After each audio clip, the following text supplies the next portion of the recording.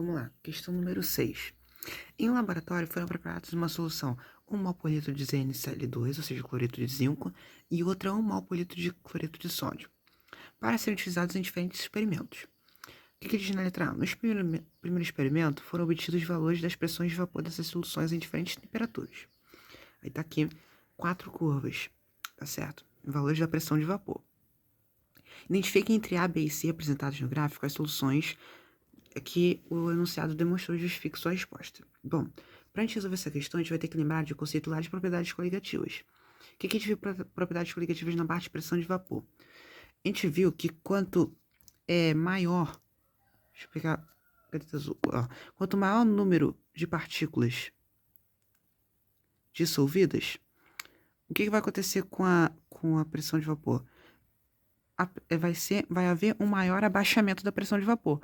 Consequentemente, vai ser menor a pressão de vapor da solução. Tá certo? Então, é isso que a gente vai se basear para poder conseguir resolver essa questão. Diante disso, como que a gente vai analisar isso? A gente vai fazer a dissociação de cada uma das substâncias. Ou seja, a gente tem ZnCl2. Se a gente fazer a dissociação, o que isso vai gerar? Vai gerar Zn2+, e 2Cl-. Liberou quantas partículas? Inicialmente aqui sólido e aqui depois aquoso. Isso aqui liberou quantas partículas? Liberou 3 partículas, certo? Agora, se a gente fazer a mesma coisa para o NaCl, vamos lá, NaCl, a gente fazer associação, o que vai ter? Vai ter Na+, e Cl-. Quantas partículas que liberou? 2 partículas. Então, o que isso significa? Como o cloreto de zinco libera mais partículas a sofrer essa dissociação, significa que ele vai ter um maior abaixamento da pressão de vapor, ou seja, vai ter a menor pressão de vapor. Então, o que a gente pode concluir de acordo com isso? Quais são as curvas que representam? Bom, a gente sabe que a água pura, de estado puro, ela sempre vai ter a pressão de vapor normal, a sua pressão máxima.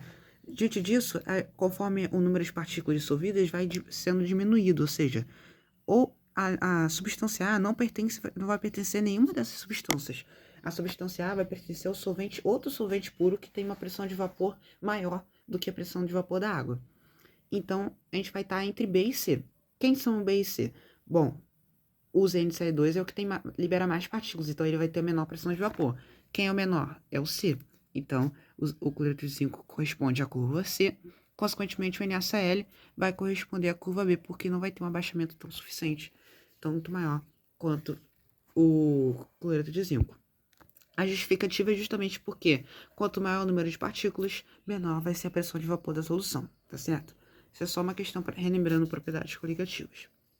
Agora, na letra B, ele diz que no segundo experimento foi realizada a eletrólise da solução de cloreto de zinco e pergunta qual é a massa de metal depositado quando 4 farads, ou seja, a mesma coisa que 4F, tá? Como a gente tinha visto, passam pela cuba eletrolítica. Então, vamos lá. Foi realizada a eletrólise cloreto de zinco.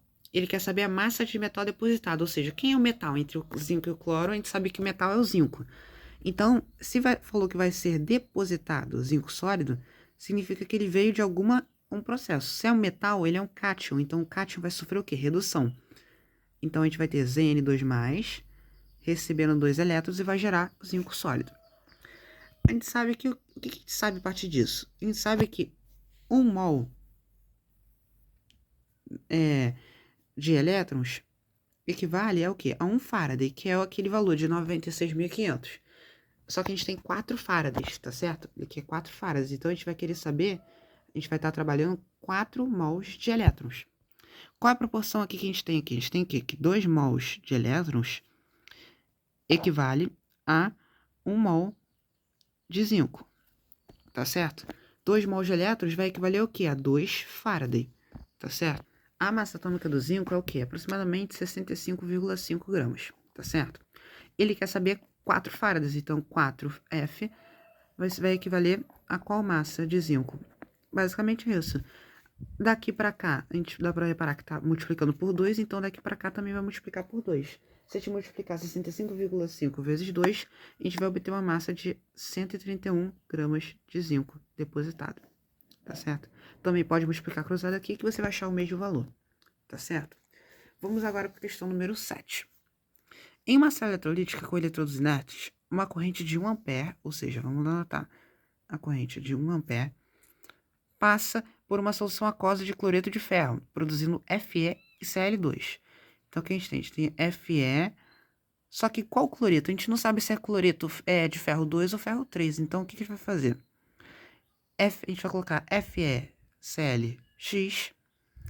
isso vai gerar ferro sólido e cloro gasoso, tá certo?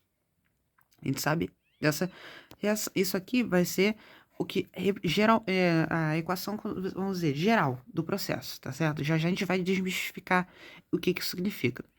Admita que 2,8 gramas de ferro são depositados no escatodo quando a célula funciona por 160 minutos e 50 segundos.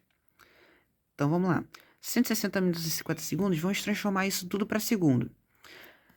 A gente sabe que 1 minuto equivale a 60 segundos, certo? Então vamos lá. 1 minuto, 60 segundos. Só que a gente tem 160 minutos. Então, quantos segundos que representa 160 minutos, gente? Se a gente fazer essa multiplicação, a gente vai encontrar quanto? Se a gente fizer na calculadora, a gente vai achar um valor de 9.600 segundos. Só que a gente tem 160 minutos e mais 50 segundos. Então, o nosso tempo ao todo vai ser o quê? 9.650 segundos. Tá certo? A partir disso, o que ele quer? Ele quer que a gente determine a fórmula do cloreto de ferro, utilizado na preparação da solução originalmente eletrolizada, e escrever a equação eletroquímica que representa a descarga ocorrida no anodo. Então, vamos lá. Como que a gente precisa descobrir a fórmula do cloreto férrico? O que a gente tem de início? A gente tem que, inicialmente, o ferro ele vai ter uma certa carga X, tá certo? Que a gente não sabe, X+. E ele vai sofrer uma redução, porque está se transformando em metal sólido. Então, ele vai receber X elétrons, e isso vai gerar o ferro sólido, tá certo? Então, o que a gente vai fazer aqui? Vamos achar a relação entre o número de mols de ferro e o número de mols de elétrons. Então, a gente tem X mols de elétrons está para 1 mol do ferro, tá certo? X mols de elétrons, quanto que custa a carga elétrica de 1 mol de ferro? 1 mol de ferro é 96.500 coulombs, como a gente viu, só que está multiplicado por X, então a gente vai fazer o quê? 96.500 X vezes X, porque a gente não sabe quantos elétrons que a gente tem, vai equivaler a 1 mol de ferro. 1 mol de ferro, a massa atômica do ferro geralmente, a gente aproxima para 56 gramas. Qual é a massa que ele diz? Ele diz que tem 2,80 gramas de ferro depositados. Então, se a gente tem 2,8 gramas, qual é a carga que isso daqui vai equivaler? Bom, se a gente fazer essa multiplicação, daqui para cá, se a gente separar, tá dividindo por 2 e depois dividido por 5. Quer dizer, dividindo por 2 e depois dividindo por 10, tá certo? Então, é a mesma coisa isso aqui, como se estivesse dividindo por 20. Então, se a gente dividir também do outro lado por 20, o que a gente vai obter? A gente vai ter 96.500. Se a gente dividir por 20, isso vai ser o quê? Vai aparecer aproximadamente não, exatamente 4.825, só que a gente ainda tem o X, tá certo? Você poderia multiplicar cruzado aqui para achar o valor, só estou fazendo proporção para a gente ganhar tempo. Então, essa é a carga presente nessa nossa solução. Então, o que a gente vai fazer agora? Para a gente descobrir o X, a gente sabe que Q é igual a I vezes T. O Q é o que a gente acabou de achar aí, ou seja, 4.825x. A corrente ele deu 1 ampere.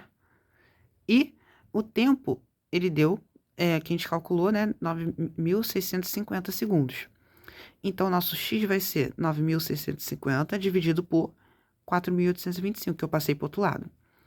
Se a gente fazer essa divisão, a gente vai achar o X que vale 2. Então, isso significa que o quê? O ferro que a gente tá trabalhando é o ferro 2. Então, o cloreto férrico, cloreto de ferro que a gente está trabalhando, na verdade, é o cloreto ferroso. Ou seja, o FeCl2. Tá certo? Essa é a nossa fórmula do cloreto ferroso. Agora, a equação da descarga ocorrida no anodo, quem vai é o ânion. Então, quem vai sofrer a equação do anodo vai ser o quê? A gente vai ter o Cl-, que vai se transformar em Cl2 gasoso, como o próprio enunciado já diz. Isso vai liberar 2 elétrons. E aqui, no caso, tem 2 cloretos. Basicamente isso que é a nossa questão. Tá certo? Então, É isso. Se ficou alguma dúvida, a gente finalizou a lista de cálculos estequiométricos.